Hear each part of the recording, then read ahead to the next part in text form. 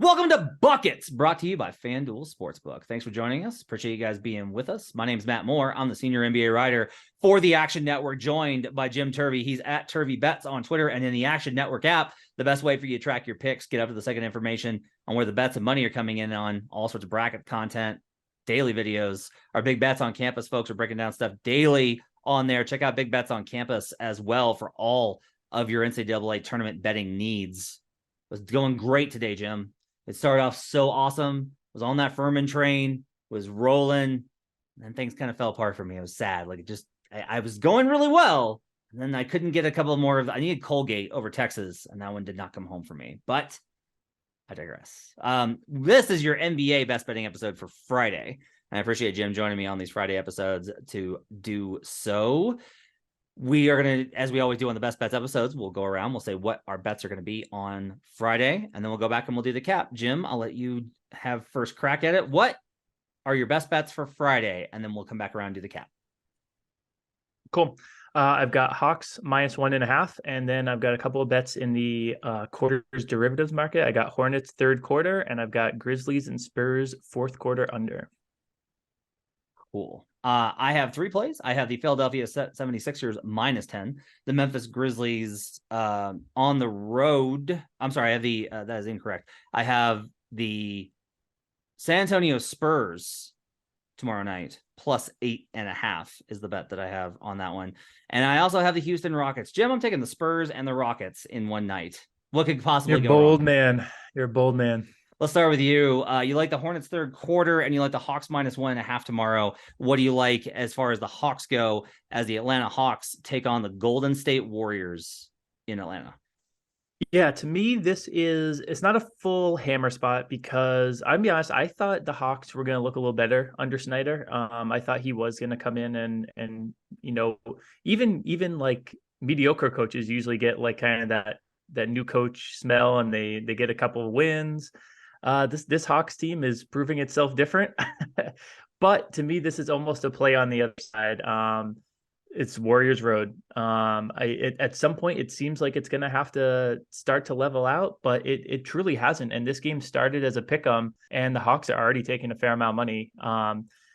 I think that the Road Warriors is a real thing. I don't know. What it may be, but it hasn't, there's no reason the Warriors wouldn't have flipped the switch if they could have at this point. And the Hawks, they're it's not as if they lack motivation themselves. They're right in the middle of this play-in battle. They, in theory, have this new coach to hopefully unlock a few things. And, they don't have a fortress they play in, but any road game has been enough to slow down the Warriors this season. So the Warriors on the road this season as a dog. Let's just do as a dog. And a lot of these are going to be rest spots where they're resting Draymond, who, by the way, is suspended for this game. They'll rest Steph, Clay, and Dre on these spots. There's still no Andrew Wiggins for the Warriors. Let's just look at the overall number, though. As a road dog this season, the Warriors are 2-16 straight up, 5-13 against the spread at 27.8%. It's amazing. Like, you're right. This should turn around at some point. This is one of the things that I started adapting to this season, and it's become like a very big part of my betting approach, is don't ever try and bet the regression. Don't ever try and do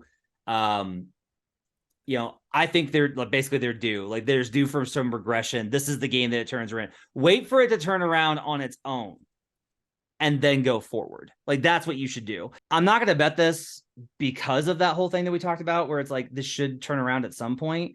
It's a reason for me not to bet the Warriors is how bad they've been on the road. But Atlanta, I don't feel like I can trust either.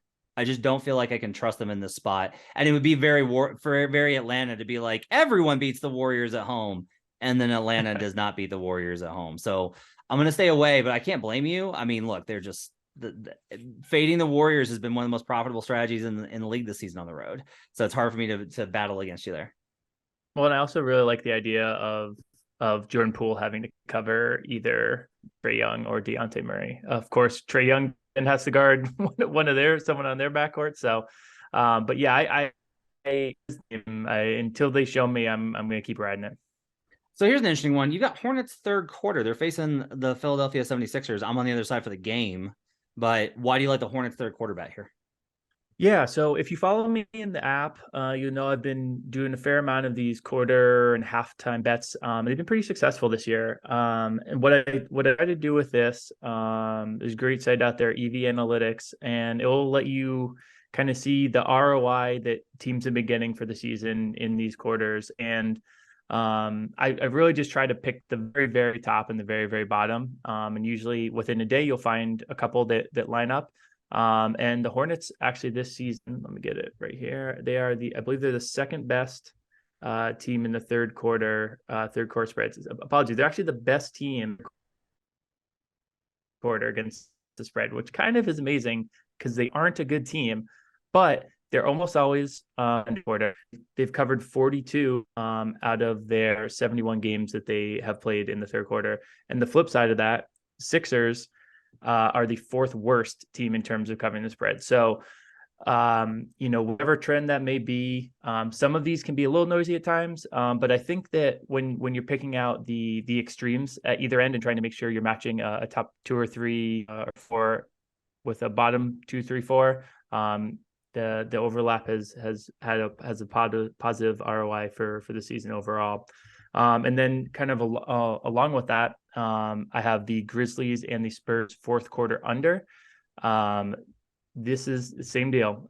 Fourth quarters in general have been really, really, really beneficial to bet the under.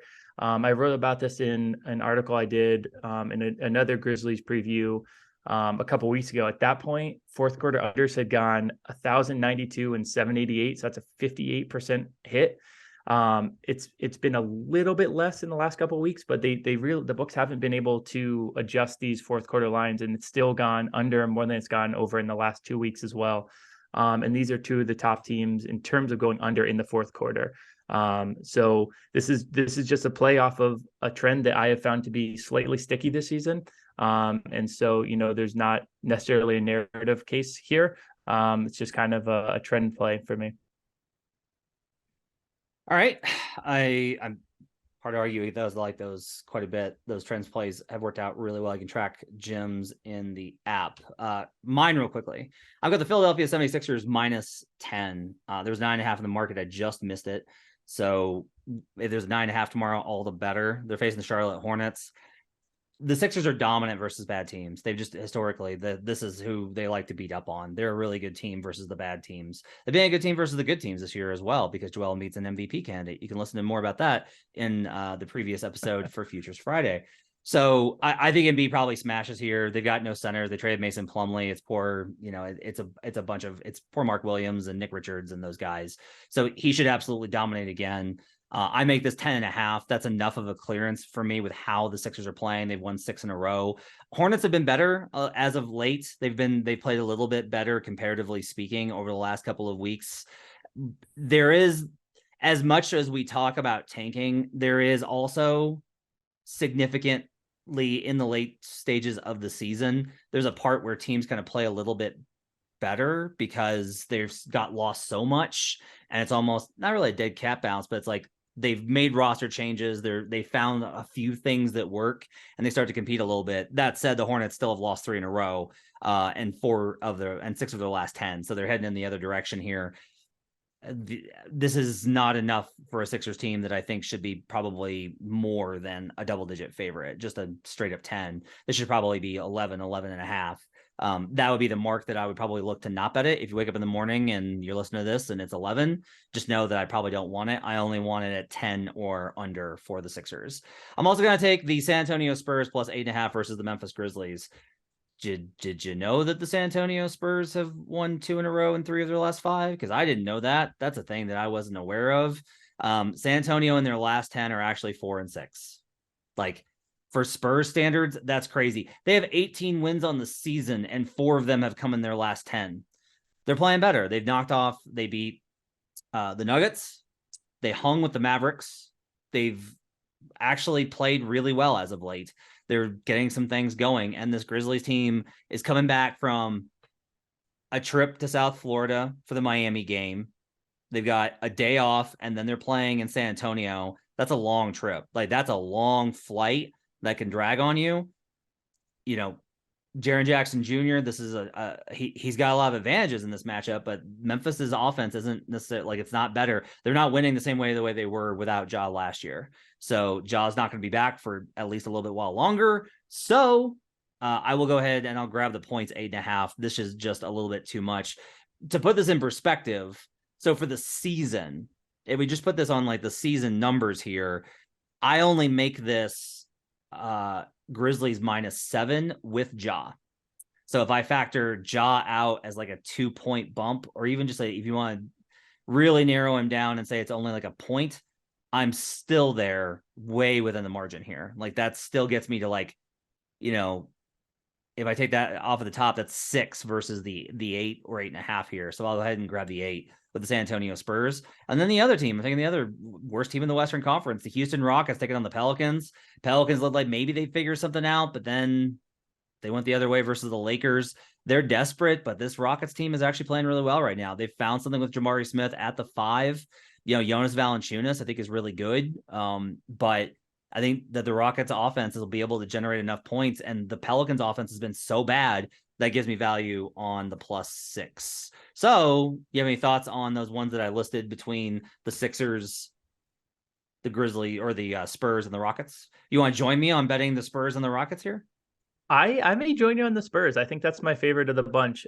They are playing a lot better.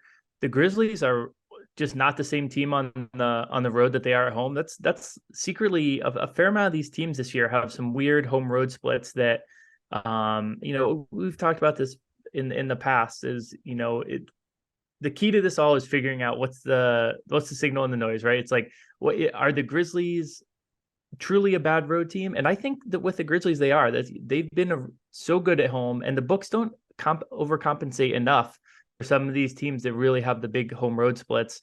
8.5 is a really big number against the Spurs team that's playing better and is at home against the Grizzlies team without Ja. So I of the 3, you know, I don't hate any of them, and I think I quite like the Spurs one.